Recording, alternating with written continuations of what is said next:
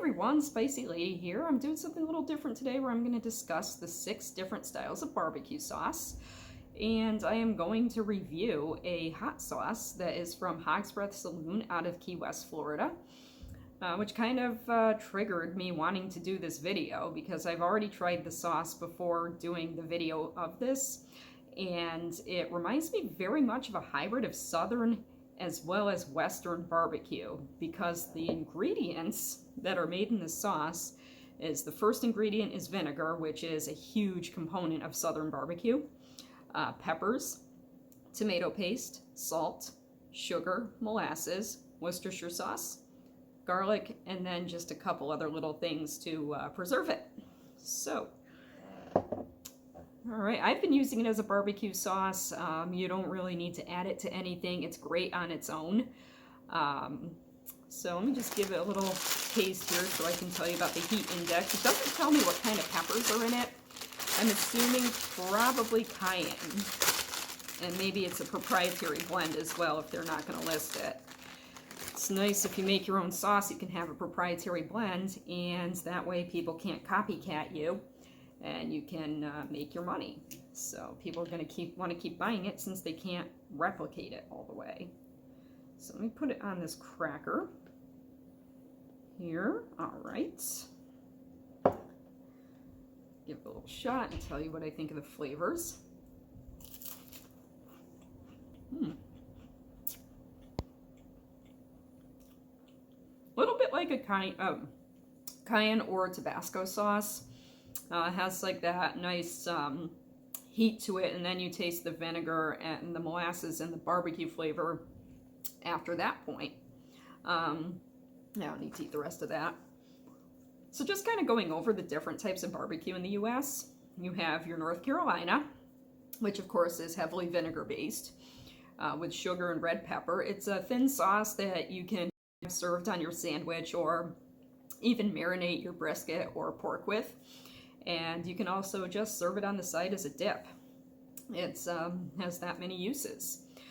South Carolina is the next one, which is the most spicy barbecue in the United States, which I've never tried. I feel like that would be interesting and right up my alley. I better find a recipe once I'm done doing this video, because that would be a lot of fun to try.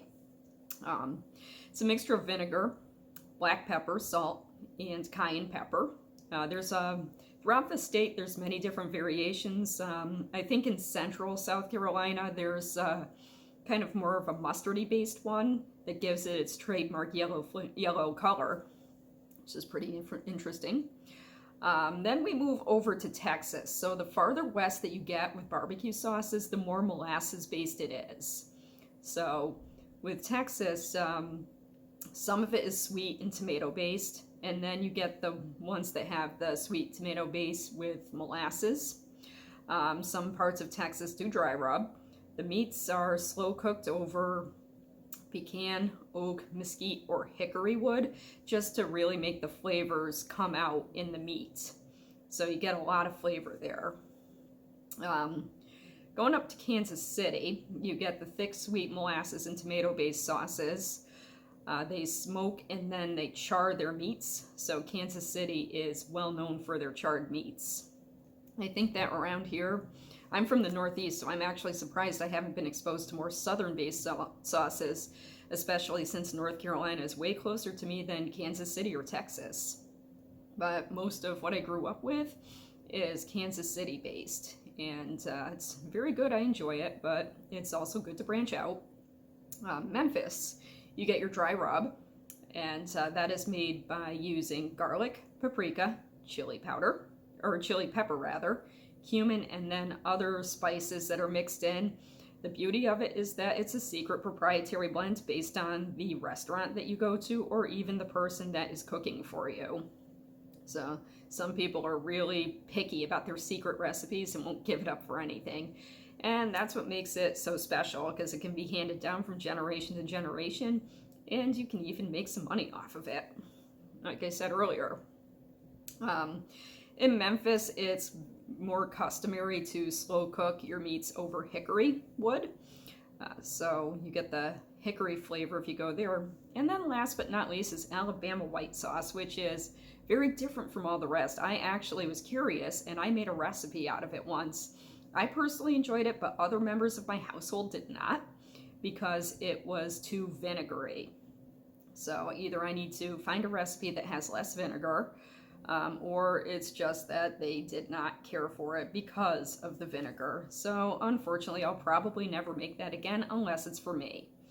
But the three main ingredients in Alabama white sauce are mayonnaise, which gives it its white color, then vinegar and hot sauce. I used Louisiana hot sauce and it gave it a kick, but it wasn't too overpowering.